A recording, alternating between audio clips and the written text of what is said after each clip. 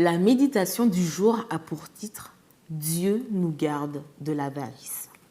Là où est ton trésor, là aussi sera ton cœur. Matthieu 6, le verset 21. Un des mots qu'emploie la Bible pour se référer aux biens matériels est « trésor ». D'autres traductions utilisent le mot « richesse ». À l'époque de Jésus, on mesurait les richesses en biens, en récolte abondante ou en possession de métaux précieux. Aujourd'hui, on les évalue selon des comptes bancaires bien remplis, de nombreuses propriétés immobilières et des vêtements et accessoires coûteux. Et Dieu, comment définit-il la véritable richesse? En termes spirituels.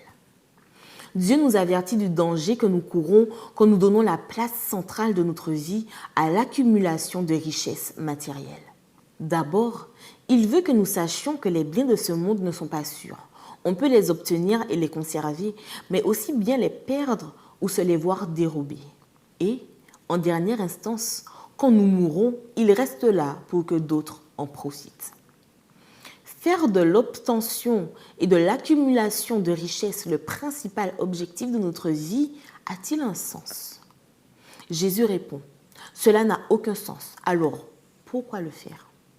Dieu veut aussi que nous sachions que les biens de ce monde ne sont pas les seuls biens qui existent. Il y a des trésors spirituels, ceux qui appartiennent au royaume de Dieu. Ceux-ci sont éternels. On ne les perdra jamais parce que la puissance et l'amour de Dieu, qui est éternel, les garantit et personne ne peut les prendre. Non pas que ce qui est matériel est mauvais, mais s'il devient notre priorité, il occupera la place qui ne revient qu'à Dieu seul. Dans la Bible, cela s'appelle une idole. Dieu veut que nous évaluions bien où nous investissons notre vie parce qu'au moment où nous choisissons le trésor qui nous intéresse, nous devons choisir où sera notre piété. Il est donc clair que les biens de ce monde peuvent entrer en compétition avec notre loyauté envers Dieu. Donner son cœur à la richesse est une forme d'idolâtrie. Être disciple de Jésus pousse rarement à accumuler des biens de ce monde, mais plutôt à s'en détacher pour le bien de la progression du royaume de Dieu. C'est investir dans les trésors du ciel qui est un lieu bien plus sûr. Mais comprendre cela coûte à notre mentalité matérialiste et conditionnée par l'immédiateté. C'est le Saint-Esprit qui nous enseignera ces vérités et nous convaincra de leur importance.